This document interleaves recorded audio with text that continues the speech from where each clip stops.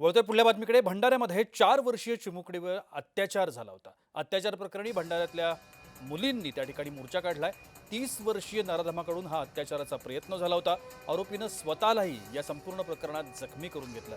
भंडारा शहरातल्या एका चिमुकलीवरती अत्याचार करण्याचा प्रयत्न झाला होता. या पार्श्वभूमीवरती भंडारा शहरातल्या शाळकरी मुलींनी एकत्र येत गांधी चौकातून हा मोर्चा काढलाय. हा मोर्चा जिल्हा सत्र न्यायालयावरती नेत आहेत. आरोपींनी केलेला प्रकार हा किळसवाणा असून आरोपीचा खटला कोणत्याही वकिलानं लढू नये यासाठी हा मोर्चा काढण्यात आलाय.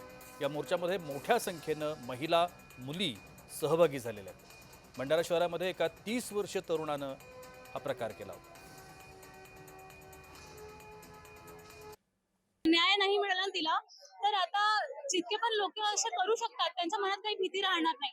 तर आमचं असं मत आहे की तिला न्याय मिळाला पाहिजे आणि जो आरोपी आहे त्याला जितकी होऊ शकते तिथे स्ट्रिक्ट पनिशमेंट मिळाली पाहिजे. आणि जे अंगणवाडी आहेत, शाळा आहे, जिथे लहान मुली किंवा मोठ्याही मुली जे आहेत त्यांच्यासाठी सेफ्टीसाठी जितक्या सर्व्हिसेस होऊ शकतात, सेफ वॉचमॅन राहू शकते किंवा सीसीटीव्ही राहू शकते, जेही करू शकतात ते सर्वांनी केलं पाहिजे. आम्हाला काय समजत नाही, तुम्ही जसे वागाल, तुम्ही स्वतःचे भाऊ बहीण असे वागाल तर लोक वागांना विचार नाही करणार. म्हणून हात जोडून विनंती करते की सगळेच मुली तुमचे कोणते काकू असेल मामी ते तुमचे मावशी बहीण म्हणूनच जगा, बहीण म्हणूनच त्यांच्यासोबत वावरा एवढीच मी विनंती करते. आणि पुन्हा हा प्रकार असा घडणार नाही आणि तुम्ही घडू देणार नाही अशी अपेक्षा तुमच्याकडून करते. दरम्यान या संपूर्ण प्रकरणामध्ये आरोपीवरती याआधी सुद्धा 2 गुन्ह्यांची नोंद झालेली सापडली आहे.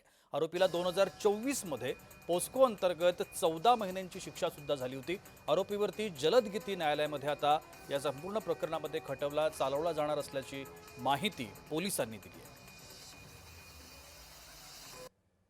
3.5 वर्षाची लहान मुलीवरती जे आहे त्या ठिकाणी अत्याचाराचा प्रकार घडल्यावरून पीडितेच्या आईच्या तक्रारीवरून पोलीस स्टेशन येथे वरील नमूद गुन्हा दाखल करण्यात आलेला आहे. त्यामधील आरोपी नामे रोहित संजय वासनिक, वय 30 वर्ष, राहणार गौतम बुद्ध वाड, समतानगर, याला देखील जे आहे पोलिसांनी तात्काळ त्या ठिकाणी ताब्यात घेण्यात आलेलं आहे.